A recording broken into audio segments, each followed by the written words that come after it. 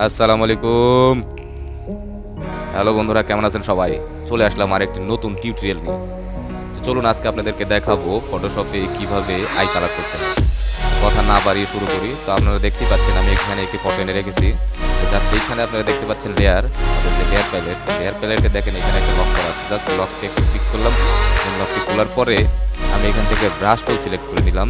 নেওয়ার পরে এই লেয়ারের নিচে এখানে দেখতে পাচ্ছেন যে লেয়ার প্লেট থেকে আমি একটা নতুন লেয়ার নিয়ে নেব।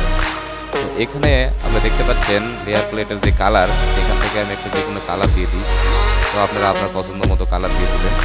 তো আমি এখান থেকে একটি কালার দিয়ে দিলাম, দেন ওকে। এরপরে আমরা এখান থেকে ব্রাশ টুলের অপশন থেকে এখানে হার্ডনেস 0, সাইজ আপনারা যে কোনো একটা দিয়ে নেবেন, অর্থাৎ আপনারা যে আই যে আছে আয়ের কালারের সাথে ম্যাচ করে যে সাইজটা দিয়ে নেবেন। তো আমি এখান থেকে দিয়ে নিলাম। তো এইখান থেকে আপনার লেয়ারের অপশন থেকে নর্মাল মোড থেকে জাস্ট কালারে ক্লিক করে দেবেন। কালারে ক্লিক করার পরে আপনার কালার দেওয়া আছে, এরপরে আপনারা এখানে জাস্ট ট্র্যাক করবেন।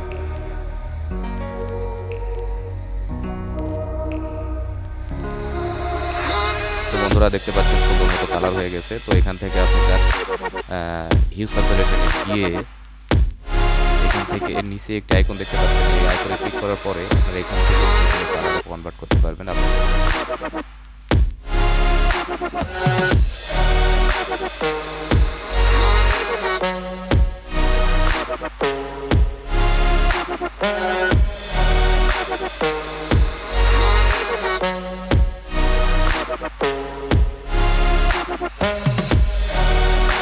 এরপরে এখান থেকে লেয়ার সিলেক্ট থাকা অবস্থায় অপাসিটি মোডটা আপনি চেঞ্জ করে দিতে পারেন। আপনার পছন্দ তো বন্ধুরা দেখলেন কিভাবে অল্প সময়ের মধ্যে আই কালার করতে হয়। তো আমার টিউটোরিয়ালটি যদি ভালো লেগে থাকে তো অবশ্যই লাইক, কমেন্ট ও শেয়ার দেবেন। এরপরে কোনো কিছু যদি জানার থাকে তো অবশ্যই কমেন্ট বক্সে জানাবেন। আজ এই পর্যন্তই। আসসালামু আলাইকুম, আল্লাহ হাফেজ।